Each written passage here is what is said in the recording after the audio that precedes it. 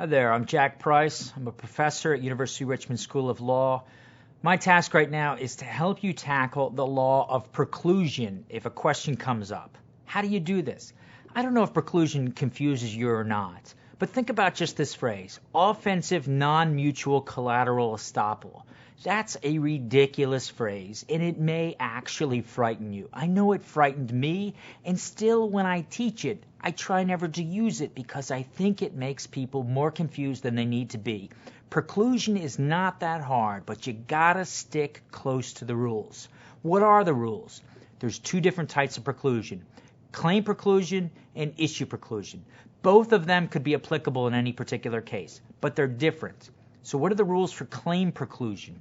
Claim preclusion has three key elements. Now remember, we're talking about preclusion, which means there is a prior lawsuit that's going to affect a current lawsuit. A prior lawsuit that's going to affect a current lawsuit. So preclusion analysis, whether it's claim or issue, is going to require you to look at the prior lawsuit and the current lawsuit and compare them to an extent. All right, so what are you comparing? Well, the first thing you're comparing are the parties. So claim preclusion, for it to apply, requires the current lawsuit to involve the same parties situated as they were in the first lawsuit, meaning situated on the same side of the V. Plaintiff versus defendant in the first lawsuit, and that same plaintiff has taken the plaintiff's position again in the second lawsuit. So it's not just the same parties, but the same parties positioned in the same way in the second lawsuit. All right, so we're comparing these lawsuits. Next, you want to make sure that the second lawsuit arises from the same transaction or occurrence as the first lawsuit. So if the first lawsuit was about a car accident, is this second lawsuit about a car accident as well? Or, excuse me, that same car accident, not just any car accident, but that same car accident? So you've got the same plaintiff and defendant positioned in the same way. You've got the same transaction or occurrence, that car accident. You've got one more thing you've got to find. A valid final judgment on the merits. That's a big long phrase, but it's not that complicated.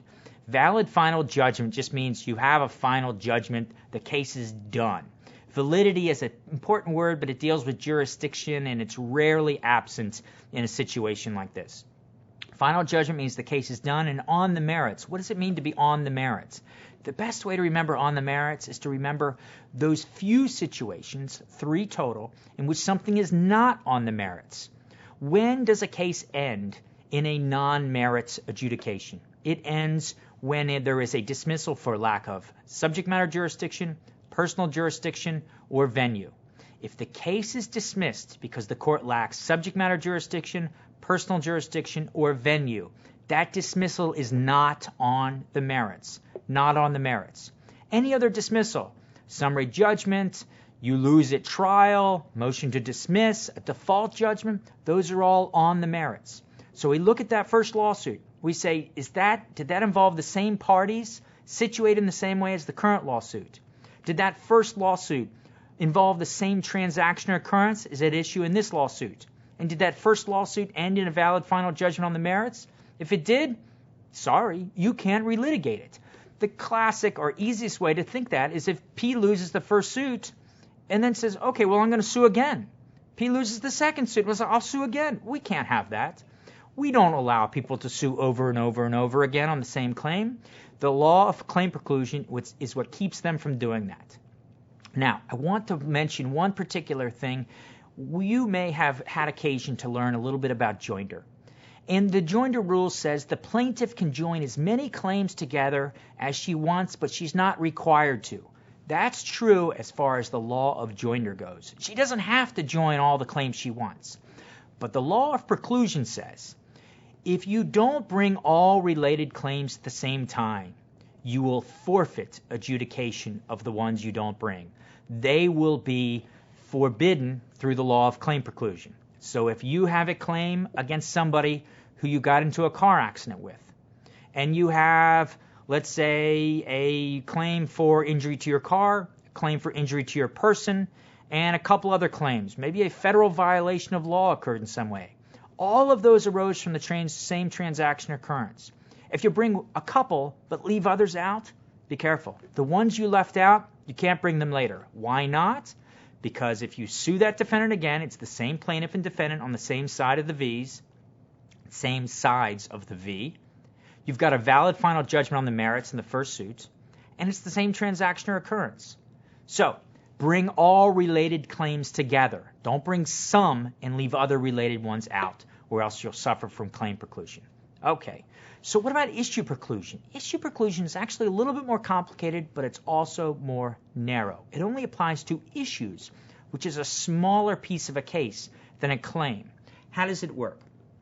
First thing, again, you're comparing this current suit to that prior suit to see if the issue litigated in that prior suit is going to impact the adjudication of the issue in the current suit. So, was that issue, or the issue currently under deliberation in the current suit, was that actually litigated and determined in the first suit? Best case scenario is if you have a jury verdict that says, we hereby find the plaintiff contributory negligent. That means the issue of contributory negligence was actually litigated and decided. Okay? If you don't have that, you may still have a good decision from a judicial opinion or anything else on the record you can find.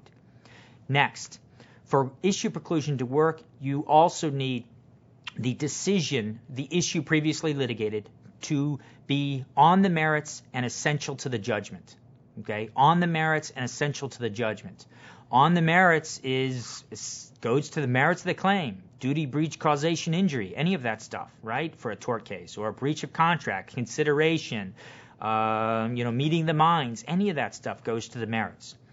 And it has to be essential to the judgment in the sense that it can't be collateral, or that if we change how it turned out, the whole lawsuit will flip the other direction. Instead of P winning, P lost. Or instead of D winning, D lost. So, that issue decided, for it to have preclusive effect in some future litigation, has to be a merits issue, and it has to have been essential to the judgment. Third, you need a valid final judgment on the merits. A valid final judgment on the merits is the exact same criteria we just looked at. You apply the exact same rule.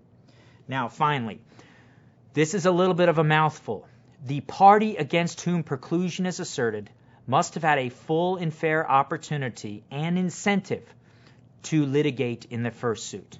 The party against whom preclusion is asserted must have had a full and fair opportunity to litigate, and incentive to litigate in the first suit. That last fourth element is a mouthful, both in a matter of number of words, but also just intellectually. It's hard to absorb what's going on. Let me play out for you in two quick hypotheticals what that fourth element really amounts to. All right, imagine a bus accident. P is a passenger on the bus is in an accident, and P sues the bus company. The bus company files a vigorous defense and loses.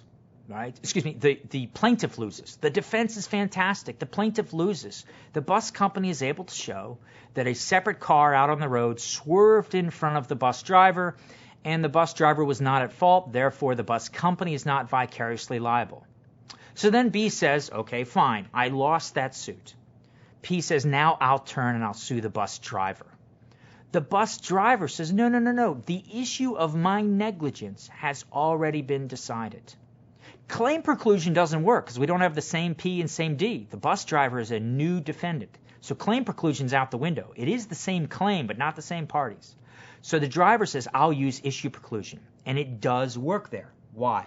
Because the issue of the driver's negligence was litigated and determined. It was essential to the judgment below. The judgment below, I say judgment prior, ended in a valid final judgment on the merits. And the party against whom preclusion is asserted, the plaintiff in this case, who's the passenger, had a full and fair opportunity and incentive to litigate the negligence of the driver. Okay, so plaintiff, you had your chance to show this driver was negligent. Now, you did so by suing the bus company, not the driver, but you blew it. You blew it. Now you're turning around and suing the driver. That issue is foreclosed to you. All right, second possibility that illustrates these four prongs of the analysis, but particularly the party against whom preclusion is asserted prong. P1 sues the bus company. This time, the bus company's defense is bad, and the plaintiff wins. The plaintiff wins. So then P2 comes along and says, well, the plaintiff won. Now I want to sue. I want to sue, and I want a victory. So the plaintiff in the second suit says, I'm going to make use of issue preclusion. Because the first lawsuit, the plaintiff, the jury rather, found you liable. Because your driver was negligent, you're vicariously liable, and that was the finding. So the plaintiff says, I'm going to use issue preclusion to my benefit. Bus company, you are precluded from relitigating this issue because the issue was litigated and decided in the first case. It was essential to the judgment and on the merits, valid final judgment on the merits. And finally, you had your chance to litigate back then and you blew it. So now you're stuck with that issue. Okay, claim preclusion and issue preclusion are different, but they overlap in certain ways. I hope that this gives you a good roadmap for tackling one of these questions. Good luck to you.